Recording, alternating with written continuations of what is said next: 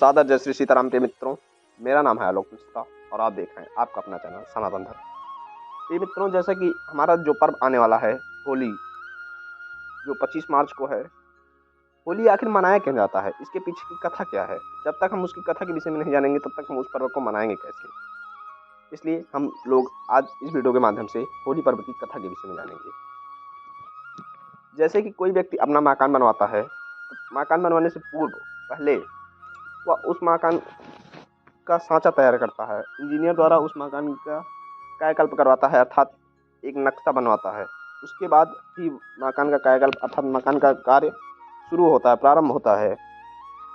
उसी प्रकार हमारा जो होली पर्व है, उसके पर्व मनाने से पहले हमको होलिका पर्व की कथा, होली पर्व की जो कथा है, ये मनाया क्यों जाता है, इसको पता होना चाहिए, तभी हम पर्व को अच्छे से मना पाएंगे। आइए आज हम लोग इस वीडियो के माध्यम से होली पर्व की कथा के विषय में जानते हैं। होली से संबंधित मुख्य कथा के अनुसार एक नगर में हिरण्यकश्यप नाम का दानव राजा रहता था।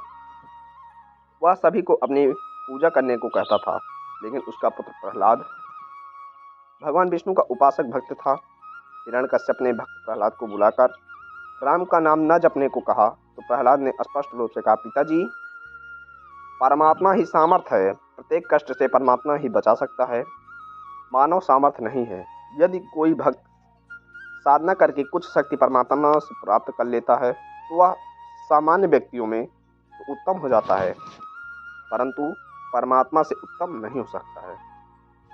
यदि कोई व्यक्ति साधना द्वारा, तप द्वारा, पूजा द्वारा कोई भी शक्ति प्राप्त कर लेता है तो वह मानवों में तो श्रेष्ठ हो जाएगा, अर्थात हम लोगों में श्रेष्ठ हो जाएगा, लेकिन परमात्मा से श्रेष्ठ नहीं हो पाएगा।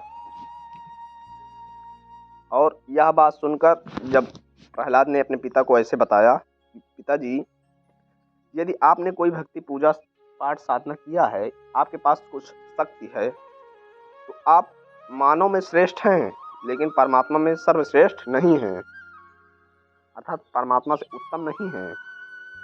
जब अपने पुत्र ने अपने पिता को इस प्रकार कहा, तो यह बात सुनकर अहंकारी हिरण्यकश्यप क्रोध से लाल पीला हो गया और नौकरों सिपाहियों से बोला, इसको ले जाओ मेरी आंखों के सामने। और उसके पिता ने अपने पुत्र को ऐसा कड़े शब्दों में बोला अपने सैनिकों से, क्या मेरी आंखों के सामने से और जंगल में इसे ले जाओ और जंगल में सर्पों में डाल आओ, सर्प के डसने से यह मर जाएगा। ऐसा ही किया गया, परंतु प्रहलाद मरा नहीं, क्योंकि सर्पों ने इसे डसा ही नहीं। प्रहलाद की कथा के अतिरिक्त पर्व राक्षसी ध्रुणी राधा कृष्ण के रास और कामदेव के पुनर्जन्म से भी जुड़ा हुआ है। कुछ लोगों का मानना है कि होली में रंग लगाकर, नाच गाकर लोग शिव के गणों का वेश धारण करते हैं तथा शिव की बारात का दृश्य बनाते हैं। कुछ लोगों का यह भी मानना है कि भगवान श्री कृष्ण ने इसी दिन पूतना नामक राक्षसी का वध किया था। इस खुशी में गोपियों और ग्वालों ने रासलीला की और रंग खेला था। होलिका दहन हिंदुओं का एक महत्वपूर्ण पर्व है, जिसमें होली के एक दिन पहले यानी पूर्व संध्या को होलिका का सांकेतिक रूप से दहन किया जाता है। होलिका दहन बुराई पर अच्छाई की जीत के पर्व के रूप में मनाया जाता है। हिरण्यकश्यप का ज्येष्ठ पुत्र प्रहलाद भगवान विष्णु का परम भक्त था। पिता के लाख कहने के बावजूद प्रहलाद विष्णु की भक्ति करता रहा। दैत्य पुत्र होने के बावजूद नारद मुनि की शिक्षा के परिणाम स्वरूप प्रहलाद महान नारायण भक्त बना।